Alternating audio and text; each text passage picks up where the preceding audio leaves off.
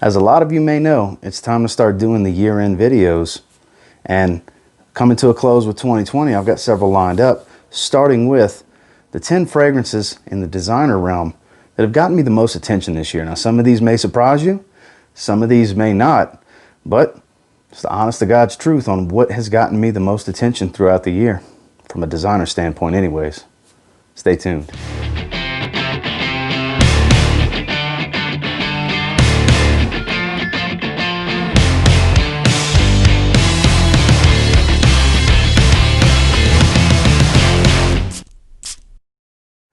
So with this first one, they don't get much more beloved than this one. It's tried and true. It works for most people. It's the original Spice Bomb from Viktor and Rolf. As you can see, I've started to wear that bottle down a little bit. It just works. You know, it's not the most complimented fragrance on here, and it's gotten me more attention than the other flankers in the line. And look, I love the whole line. From Fresh to the original Night Vision to the EDP, which I absolutely love, and of course, Spice Bomb Extreme. But this, in this year of 2020, has been the one. It's been the one to garner me the most compliments. It's hard to argue with it. It's hard to knock it if you like a good spicy fragrance. I always say the original DNA is the way to go to start off with a line, so you can appreciate where the line started and where they're trying to go. And that reigns true with the Spice Bomb line. Ladies just like the way that Spice Bomb smells, and so do guys. That's why they buy it, because at the end of the day, you shouldn't wear something that you don't like just because others like it. This is a winner in both sides of that, because I love the way it smells, and so do others around me. Spice Bomb from Viktor and Rolf. This next one actually got a decent amount of run from me in the late spring and through the summer, because it is a summer fragrance. It's the fresher version of a beloved DNA, one of my most beloved DNAs anyways. It's from the Prada Long line. It's Prada Long Low, baby blue back. These were turning up at Ross Dress for Less for a while, from what I saw on social media with posts and stuff of people of what they were finding. Because you can argue this, if you're in a hot climate, a warm weather climate, this is really the only one you need from the line, because it performs. If you like iris, you like soapy iris, this has a beautiful crisp ginger note in it, and it's every bit of a 7 to 8 hour fragrance for being a fresher take on the Prada Long DNA. Prada Long performs just a little bit better than this one, and the Intense performing a little bit better than that one. So with this slated to be the weakest and lightest one, it's actually not. Water Splash I haven't tried, obviously, and I haven't tried the Absolute either, but it seemed like just about every time I wore this, in the early stages of the life of it on my skin anyways, because after a few hours it's sitting pretty close to the skin, but I've gotten compliments more times than not when I have pulled this one out. Definitely not the most complimented fragrance that I've worn throughout the year, but one of, for sure. Prada Long Low. Now this next one may not come as a surprise to a lot of you, because I praised it ever since I got it. It's my favorite cheapie that I've picked up this year. It's Abercrombie & Fitch, their newest flanker in the First Instinct line. First Instinct together. Love it so much, I got a backup bottle of it. It's cheapy gold in my opinion. If you like Invictus Aqua style fragrances, you will like this. Love the way this smells. Loud for the first 2 hours, then fades off, about a 5 hour fragrance in longevity, but just works. I mean, I don't think I wore it without somebody saying something positive about how I smelled or asking what I was wearing. Because if they ask you what you're wearing and don't say something negative as a follow-up, they're paying you a compliment, because they noticed it and that it intrigued them enough to ask you, what are you wearing? This has pulled that off for me many times. My wife finds it a bit too strong. Once it calms down a little bit, she loves the way it smells. But in the opening, yes, it's very, very strong, I have to say. It's a loud fragrance, especially in the first 30 minutes. It can damn near fill a room off of my skin. But once it starts to settle down a little bit and is not quite as loud, wife loves the way this one smells. I don't know how many of you had similar experiences with it this year. I know a lot of people picked this up because they were popping up all over at the rack stores. And if you got a bottle, yay for you, because I absolutely love this one, and in my experience, those around me tend to enjoy it as well when I wear it. Abercrombie & Fitch First Instinct together. I found myself reaching for this one without even thinking about it. You know, we say the term dumb reach, smart reach, all that. You know, people try to put their own little spin on it. I get that. But at the end of the day, it means the grab and go fragrance that you're on your way out the door, you know you're going to spray something on, and without even hesitating, you immediately just grab that bottle. This kind of was that fragrance for me this year, unintentionally, because it's actually my least favorite of the three that I have in its own line. I'm talking about Dior Savage, the Eau de Toilette. I actually like the EDP and the Parfum more than this one. Don't get me wrong, I love this fragrance, it's beautiful. I wouldn't wear it if I didn't like Dior Savage. It's that much of a no-brainer fragrance to just grab and go. You know, there's days when I don't feel like looking in front of my collection and what do I feel like wearing today, or the night before saying, what do I want to wear tomorrow? Some days I don't feel like doing that. And that's why this one is always within arm's reach of where I sit. It used to sit on my desk at my previous place of residence. Now, right here, right behind where my chair is, there's my chair right here. Right there is where this bottle sits. So it's easy to reach. Worst case scenario, I grab my bottle of Dior Savage, I spray and I go, and it never fails. I can't tell you, I don't think I've worn this year and not gotten a compliment from somebody, as long as I've left the house. You know, you can't always just count your wife as a compliment for the day, but don't get me wrong, she does enjoy Ambroxan. She actually thoroughly enjoys Ambroxan. That's one of the reasons I have so many blue and Ambroxan fragrances, and because I enjoy it as well. But when your significant other enjoys a specific type of fragrance, it usually works in your favor. Ladies generally love the way Dior Savage smells. Not everybody does, but most do. That's why they sell a lot of bottles, and it definitely worked very well for me this year. And it's one that I didn't intentionally reach for over and over. It just kind of happened. Dior Savage, the EDT. As redundant as this might be for the very next fragrance, it's just, from what I can recollect, I ranked them accordingly. Prada Lunarosa Carbon. Prada's version of Dior Savage Eau de Toilette. You know, it's a little bit cleaner and soapier and more well-rounded. This is the reason I said it. It's Dior Savage EDT is my least favorite of the three, is because I prefer Prada Lunarosa Carbon over Dior Savage Eau de Toilette. And as strange as that may sound after I just said what I had to say about Dior Savage, it's true. I actually do prefer this one, but this one sits in its box in a stack from its own line. It's not as readily available. Now, I could easily pull it out the box and put it right next to my chair, but when I have the box or something, I like to keep it in its box nowadays because I have so many. Storage is very important to me because it's not that often I get to go back to something. If I'm going back to something regularly, which for me could be, you know, every other week, every month, if it's every week, I'm really digging that fragrance. And there was a stretch this year when I was really going after Prada Lunarosa Carbon, and it was garnering me a lot of attention. I definitely go nose blind to this, very anosmic, to where 3 hours in, you'll think, oh, it's faded already. And if 2020 has taught us anything with these masks, it'll block off a little bit of your smell. You still smell people. I can still smell people when they pass by if they have a fragrance that's projecting when I'm wearing my mask. But I would take my mask off on the days I was wearing this 5-6 hours in, and it hit me like I just sprayed it. So very underrated. People are saying that it's reformulated and it doesn't work like it used to. I'm here to tell you it does in my experience, because this bottle was purchased at the beginning of this year. So it's a very new batch and it still performs very well. Anosmia is real, people. Going nose blind to a fragrance is a real thing. It's a real problem. I say problem, but it's something we have to deal with. You know, Ambroxan heavy fragrances tend to be notorious for that, and Prada Lunarosa Carbon, in my experience, is extremely notorious for anosmia.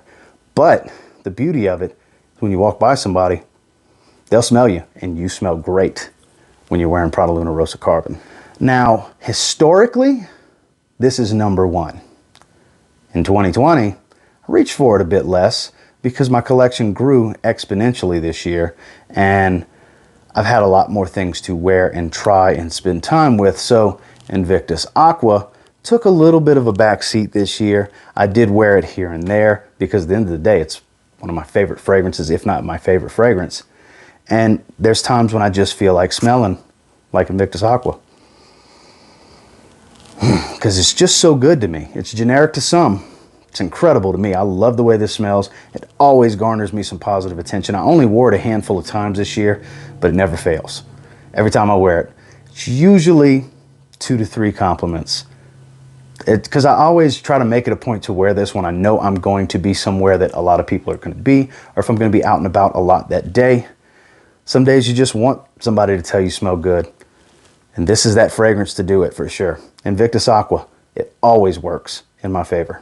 Next, this has been my go-to date night fragrance for 2020 ever since I received it. Every time we go to dinner or we're going to have dinner at someone's home or anything like that, it's been what I reach for. It replaced the original in its own line, which was what I was using leading up to it.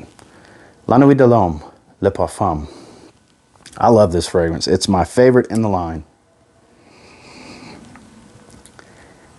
It's peppery without the cardamom. It's got the fruity notes and the pepper instead of the cardamom to give you the sweetness and the peppery spice.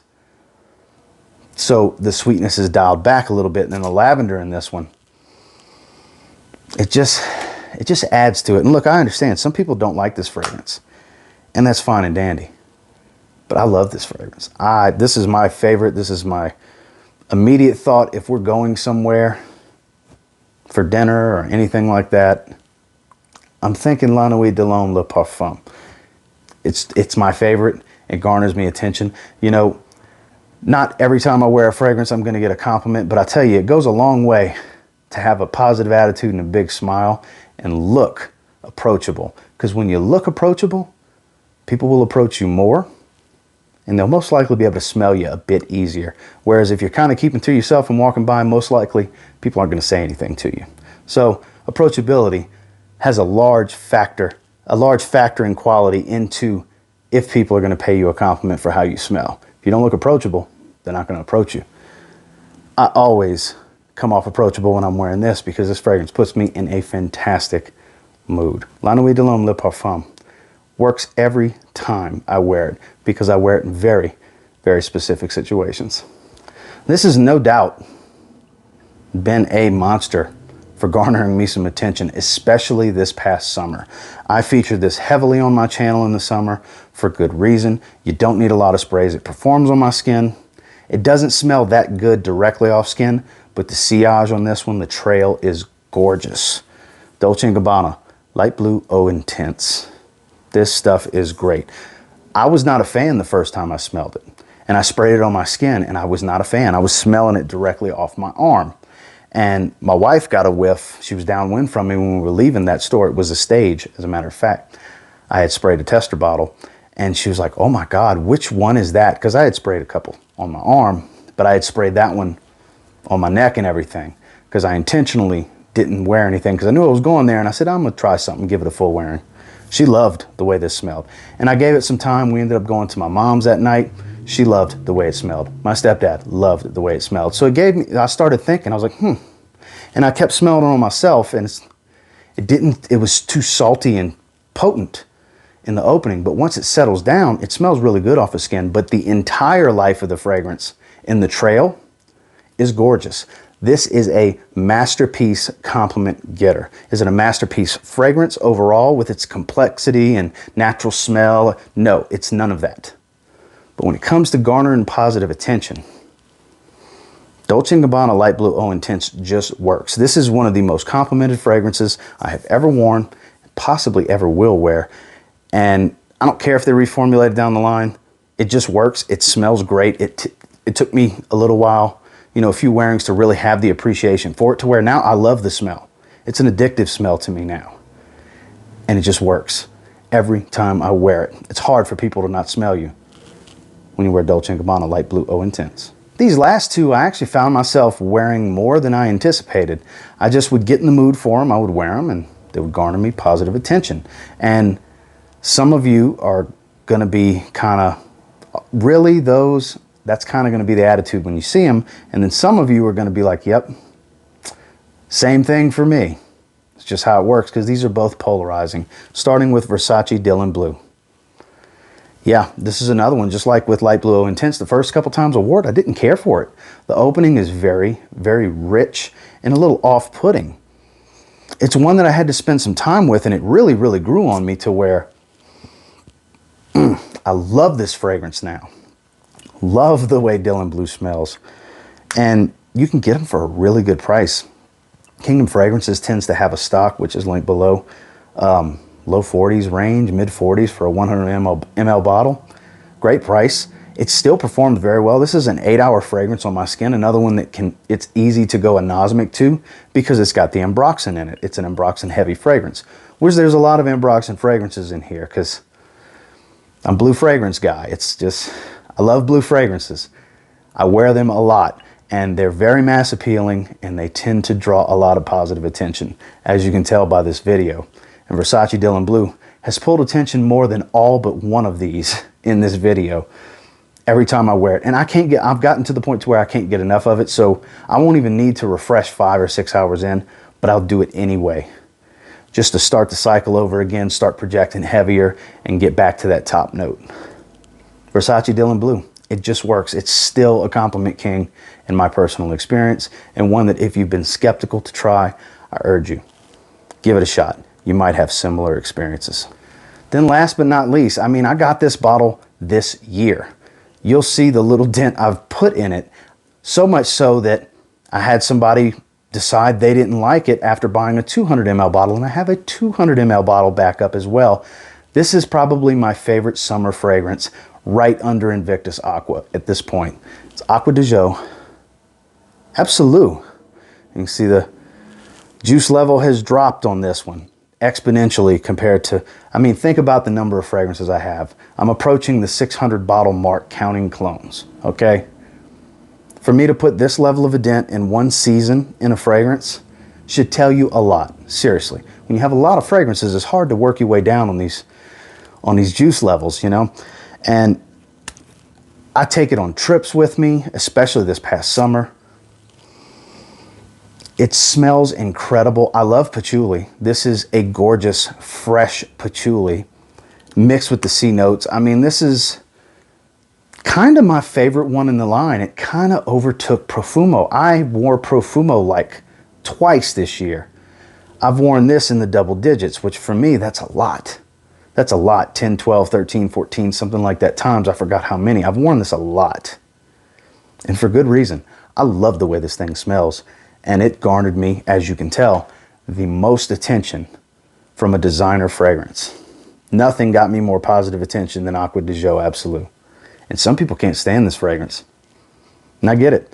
It's totally fine. Patchouli can be off-putting the way it mixes with the C notes, but I just love this stuff. I can't get enough. Spoiler alert, this is going to be in the top 3 of my summer list for 2021 because I'll be reaching for this one a lot once late spring and early summer roll around again. Be expecting to see this featured.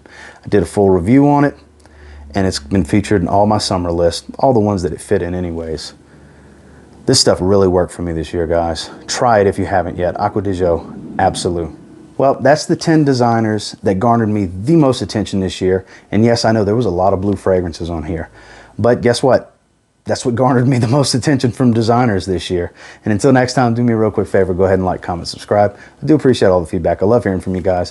What got you the most positive attention this year? You know, a lot of these were able to cut through those masks. You know, I understand we're wearing masks, but unless you're just going overkill with it and double and triple masking and stuff like that, you're still going to be able to smell somebody when they get close enough to you and they're projecting. And same thing goes for you. They'll be able to smell you. Trust me. Don't think the masks are cutting off fragrances completely, because if that was the case, most people wouldn't be wearing a fragrance, because the average person wears it to smell good. They want others to think they smell good. Frag heads like you and I, we wear them because we love to smell fragrances. And until next time, I will say, if you get your hands on any of the fragrances discussed in this video and you give them a spray now, I'm very confident that you'll thank me later, because hell, they garnered me a bunch of positive attention. Have a good one and a Merry Christmas, guys.